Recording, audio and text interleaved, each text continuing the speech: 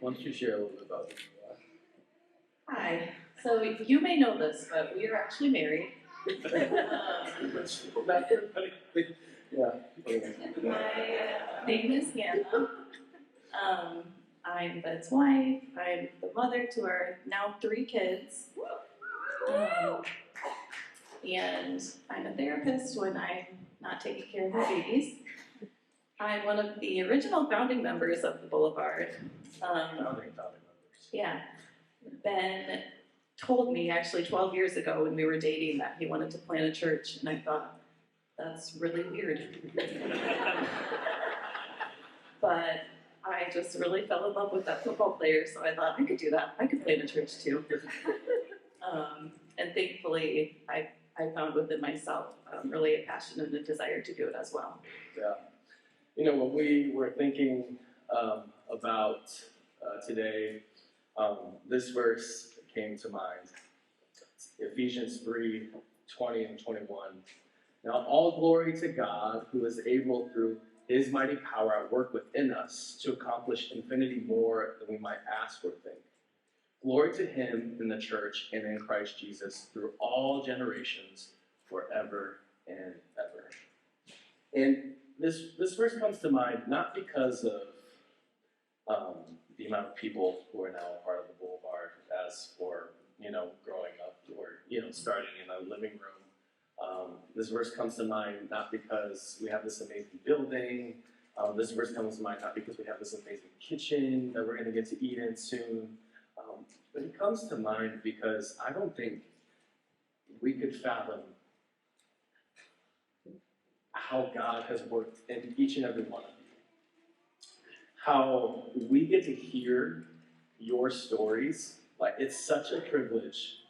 You guys don't even know. It is such a privilege to have the honor to be in it when things are great, and to be in it when you show up at our front door saying, I need help, I need prayer. And then to see how the Lord just shows up in your life, to us, that is the immeasurably more than we could ever ask or imagine. To see how God is shaping your life, we consider it such an honor and a privilege to do that. And in the last 5 years, what has stuck out to you as you've kind of witnessed and seen the move of God in our church? Yeah, so as I just recently had another baby, I can't help but really draw the comparison between having a human baby and then having this church baby. And because it really has been over the past 5 years and beyond, really like a baby, a child. And when you have a baby, and I felt this more than ever, that you really need that village, you really need the support of people around you, and that's how you can raise your baby. There's no other way to do it than having other people support you. And that is so true for the Boulevard. I mean, I can't even name names really, because I could, but it would take, all day for me to do that. There have been so many people who have brought us to where we are. We didn't know what we were doing 5 years ago. We had a dream, but we just had no idea. And we have a little more idea, but we still don't really have, totally the full vision either. Well, we have the vision, but we don't have the full picture. So I'm just so grateful for the people that God has worked through to really make the Boulevard this place. One of my favorite things that people say when they come visit the Boulevard is that they felt at home, and that to me is just the best thing I could ever hear, because that's really what we were really hoping for 5 years ago. For me, it's a gift to see how the Lord is shaping and molding you. But I want to say, babe, that it's a gift to be having a front row seat to see how the Lord is shaping your life. The nights of spiritual warfare where I wake you up and say, I just need you to pray for me. You pray for me. The times where I have to leave because something's happening, and you just say, leave, take care of it. The way that you have had wisdom for our faith community, and for your courage and confidence in the Lord in you to lead us so well. Man, I'm just so grateful for you and grateful for the ways that you have said yes to this thing that isn't even your job, but you say yes to it each and every day, and I can see how the Lord has grown you in that, and I just want to say I'm grateful for you, and thank you for that. Yeah.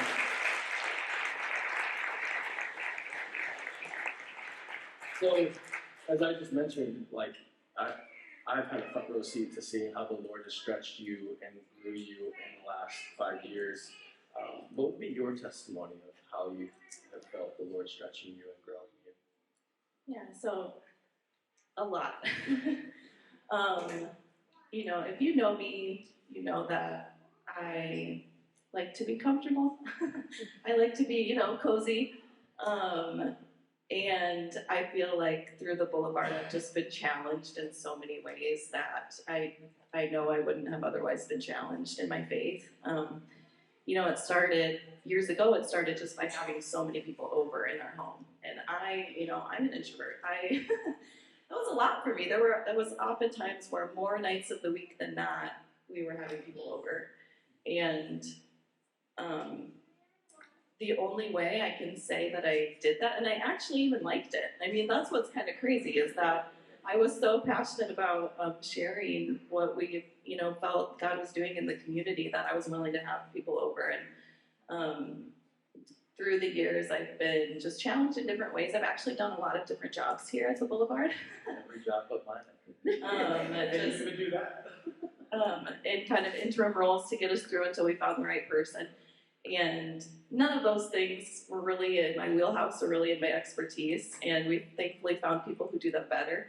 But yeah, I'm grateful now for the challenges. Even today, you know, Ben said, well, do you want to say something at the 5-year anniversary? And my gut is always no, you know, like, no, I don't want to get in front of people and say something.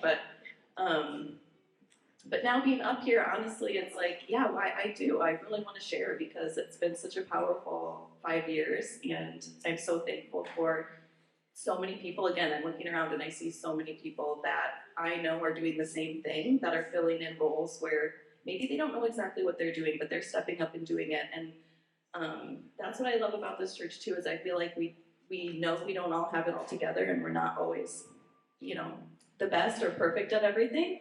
But there's a need, and we do it. And yeah, for me as somebody that likes to do things perfectly, I've really learned that you don't have to. And so yeah, so that's kind of where I've seen God at work in my life, and then also in others here. Yeah. When we were at the Boys and Girls Club, there was a joke with our core team that our mission statement wasn't discovering God's love with our neighbor. The joke was, we'll figure it out. That was our mission statement. We'll just figure it out, because that was literally what I said every single moment. And interestingly enough, I still say that.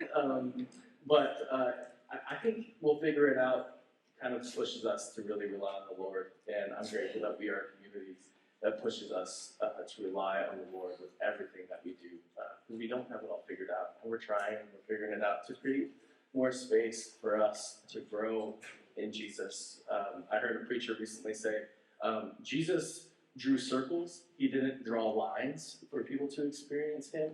And I believe that's what we do here at the Boulevard. We draw circles. We want to invite people in to discover God's love with whatever experience, whatever history, whatever background, whatever you put it in there that you feel like you are. We want to include you in here. Which leads me to my defining moment for us as a faith community. Some of you that were around on the early days, we couldn't pay people to come to the Boulevard.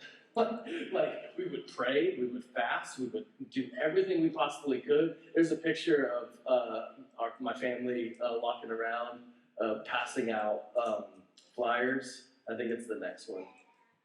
We did everything we possibly could, and people still wouldn't come. And I remember sitting on my porch. I've shared this story over the years. Sitting on my porch, just kind of like praying, like, man, like, did we just make the biggest mistake of our life trying to start a church? You know, in Holland, where there's so many churches, right?